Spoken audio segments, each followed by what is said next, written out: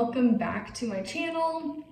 It has been a while since I've done Spooky Saturday. Spooky Saturday, get ready with me. And since it's still not 4th of July yet, I figured that these stores are still probably not gonna have any Halloween decor, so I thought I would cover this instead because it'd be kind of fun, and it's been a minute since I have done one of these videos. Today, we're gonna be talking about a place called Lake Shawnee. And if you heard of it, then you heard of it. It is a abandoned amusement park that is located in West Virginia and is known as one of the most haunted places. I think by the Travel Channel, they deemed it as one of the most terrifying places on Earth.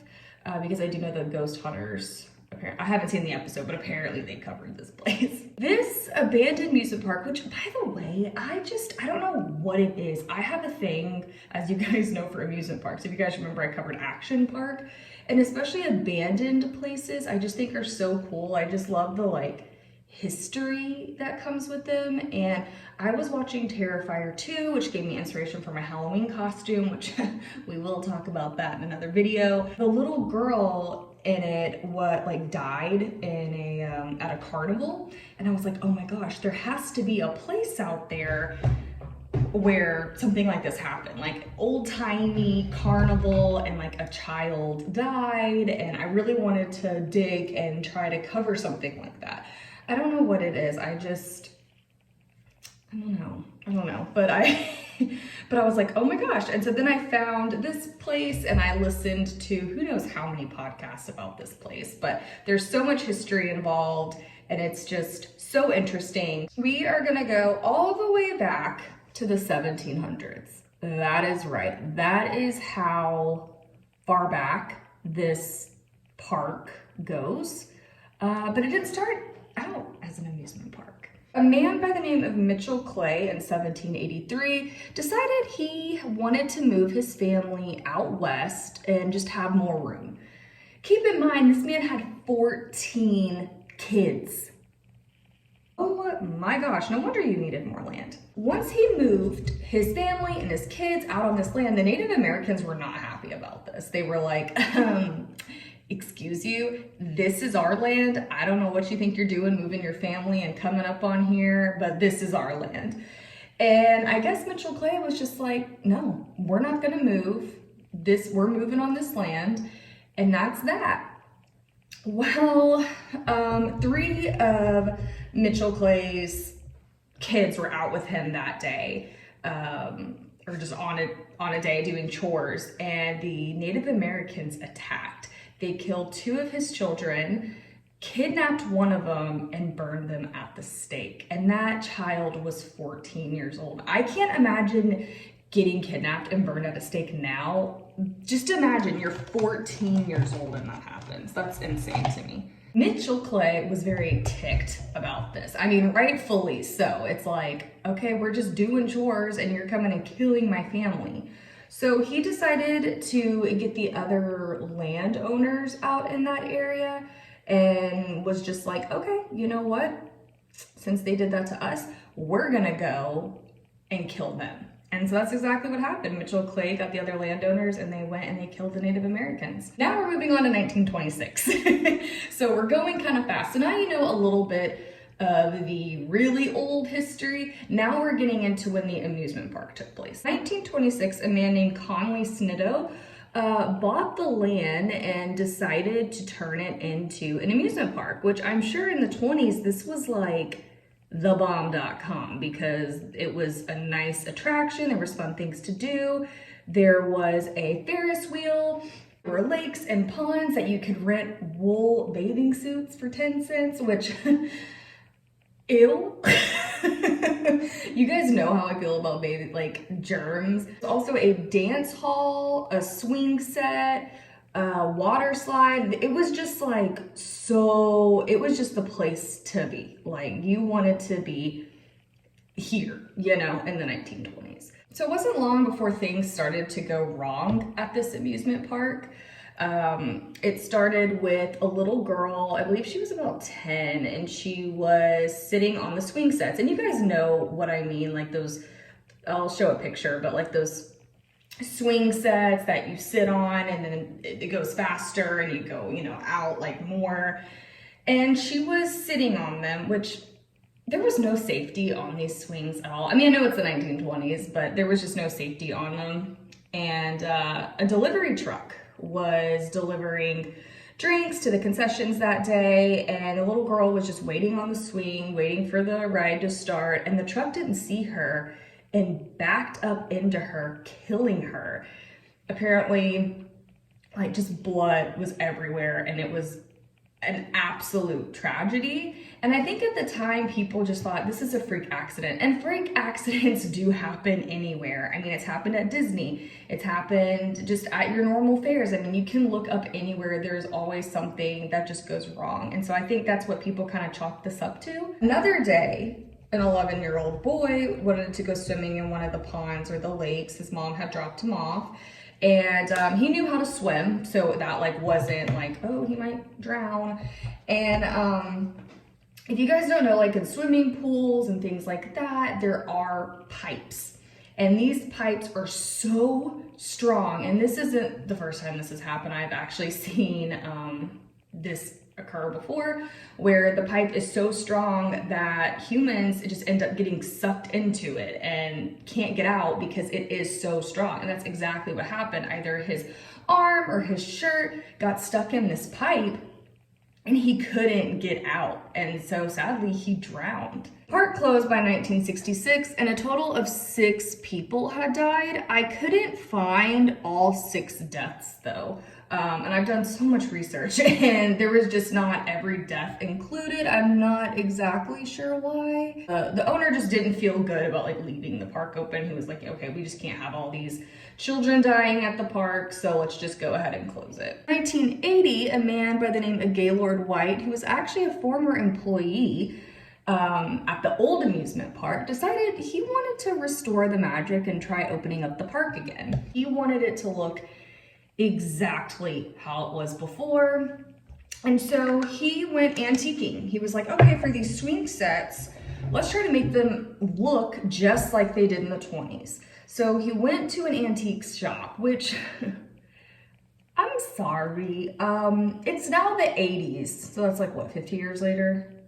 I don't know. Wouldn't you kind of think, maybe we should have some more safety? Like, I don't know. I would just feel like you would be able to buy certain swings and then like, I don't know, or like paint them and make them look older than they are. But like, because these swings were literally just like a piece of wood and chains.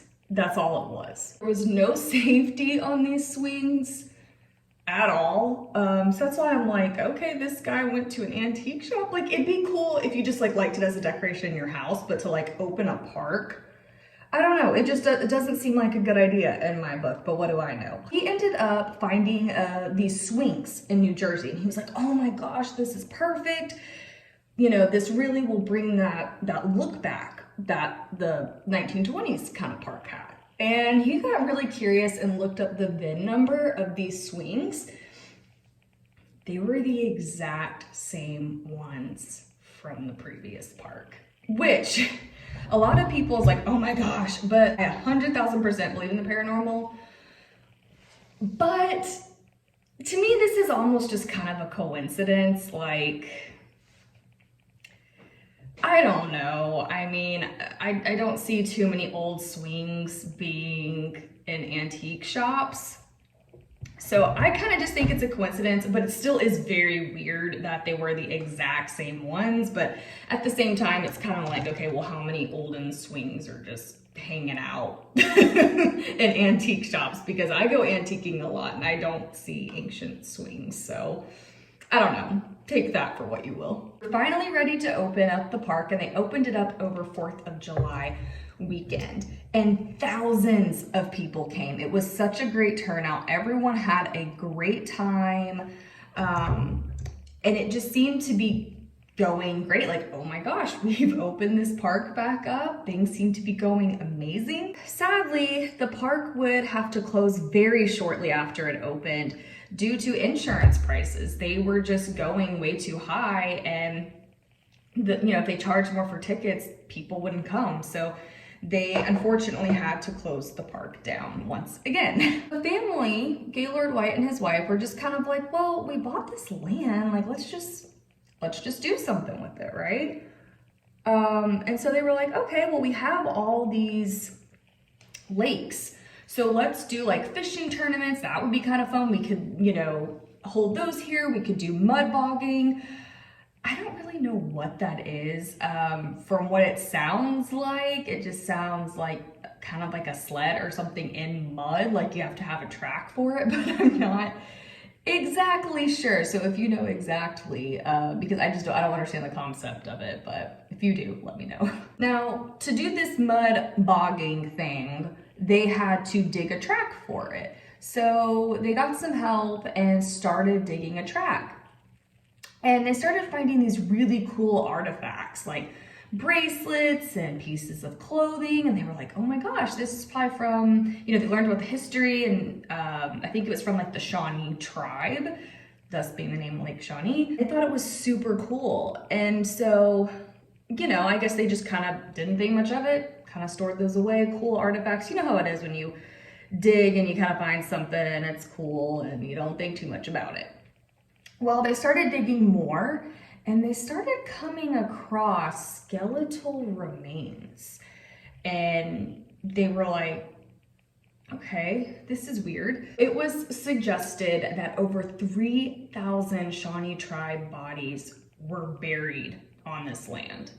Can you imagine finding that out? Like, you have a theme park, and then you had to shut it down because of high prices, and then you're just digging, not thinking anything of it, just a track, and then you're finding all of these bodies. That would scare me so bad. I would definitely run. After the family found this out, that there were that many bodies, that they were essentially standing on top of ancient burial grounds, they decided to leave the land alone. They were like, you know what? The amusement park didn't last, and then we tried to do this. Let's just not disrupt these bodies, let's just leave them alone and let nature take over the land. And that's exactly what happened. Vines started growing on the rides, the Ferris wheel was still there, the swing set was still there. Now we get into the haunting. So the family has left this land alone completely, but the spirits of this land have not. A lot of visitors, when they go, so basically you can still go to Lake Shawnee. They have tours, they have like haunted houses. They have like a carnival haunted house where like clowns like jump out at you and scare you, and you can do like an overnight stay. They do all this cool stuff. So I'm sure they were just kind of like, okay, well, people are so interested in the paranormal part, let's just make some money off of this. Because I'm sure they also just didn't want people trespassing. And I mean, if I had that and I found out people wanted to come, yeah, I'd be charging money for it too. Like, let's be real. Visitors, when they go, they said that they can hear children giggling, which is just terrifying to me. I don't know what it is about it, but it's just like, a child is giggling and there's no children around. I don't know why that's so scary, but like children's spirits scare me so bad. Again, I don't know what it is, but they just really scare me. There's also said to be footsteps like behind people when no one was around, and like what do you call that? Like the ancient kind of tribe singing, I guess people would hear, which wouldn't scare me nearly as much as the giggling children. I don't know why. A little girl who unfortunately lost her life on the swing set, still said to hang around there to this day. What I think is so sad with like children's spirits is I just don't think that they know that they've died. So they kind of just hang around where they were, because I truly think like after you die, you don't have a concept of time. Time is probably very, very different. And it's probably like, oh, well, this is where I was. I'm not dead. I'm still alive. I do think a lot of like children's spirits do haunt and stay in the areas that they once were because they just don't know that they're dead. They don't know exactly what happened. They're just probably confused. And so they just stay in the area. So on the swing sets, there is a little owl ornament hung above where her swing was, where the little girl's swing was. How they know this though, I don't know, because I've often wondered, I'm like, well, how do they know exactly what swing? Like after she passed away, did they like check the VIN number? You know what I mean? Like, I don't know, maybe the swing had a certain marking or something, I don't know. But it is said that when there's no wind, this little owl ornament will spin on its own, will move on its own. That particular like swing will be super cold near it, but the seat will be warm as if like someone was just sitting there. One day a man was on a tractor and he was mowing the fields on Lake Shawnee, and he saw the apparition of like a little girl, and he was just kind of like ignoring it, like, okay, well, whatever. And then he kept seeing this little girl and he was like, okay, that's kind of weird. He turned around and the little girl was right behind him. Can you imagine? I think I would have like jumped off the freaking tractor and would have just been like, okay, bye. He approached it very calmly, and he even said, all right, if you like my tractor so much, you can have it. So he left the tractor there. This happened in the 90s, and that tractor is still there in that same very spot today. It turns out when they were like checking this tractor that there was some issue with it that essentially could have killed this guy. Like I think it could have like lit the tractor on fire. So it was also kind of said to believe that like this little girl was saving his life. Gaylord White, who if you don't remember, was the worker who worked in the 1920s, but then bought the park back in the 1980s, but then had to close it down. I know, very confusing. It's like open, close, open, close. I couldn't find exact sources. There were a lot of like conflicting ones, but there were some that said he died in 2010, some said that he died in 2014. So I don't know exactly when he died, but it was somewhere in that span of time. After he passed away, his wife was super worried that she wasn't doing a good job with the park because he loved that park. He was very particular about it, and they started doing like a Halloween kind of campfire week, and that was a change, you know, that they hadn't made together. She made this change after he passed away, so I'm sure she was just like, oh, I don't know if that was the right thing to do. Well, he was very particular about the Ferris wheel and the safety on this Ferris wheel, and one of the carts on the Ferris wheel, when no one was around, it was actually caught on video, the safety bar like went up. And she took this as like, okay, well, I guess he is okay with the changes that I've made to this park, and that, you know, he's happy with it. There's also a bus on the Lake Shawnee ground as well that her son used to drive, and her son had also passed away at this time too. And a photo was taken and it showed an apparition of a man. So this was kind of another sign that she just found very comforting and heartwarming, like, okay, he still is here in this park and he still is okay with it, and he's, you know, liking what's going on. So I just think that's so sweet. It's kind of like after my dog died, like I told you guys, I like felt my dog like right next to me. And it just kind of brings you that peace of mind, like everything is okay. Everything is gonna be okay. So that is gonna be it on Lake Shawnee. As I have said before, you can still go and visit Lake Shawnee. They have events, they have the haunted house, they have, you know, I think you can just go and visit it on your own, but I'm not 100% sure about that. But they do have tours, they have overnight tours. What they have said, a lot of people can't even make it overnight. I personally would love to go and visit it, and I think I would love to do the night thing. I don't know if I'd like to stay overnight, but I would definitely like to go and visit there. I've seen people post videos of it and the weird things that happen. And after my ghost tour that I had filmed on my channel and did, it was just so like intriguing and just very like, I don't know how to explain it. Like when you feel good energy, it's good.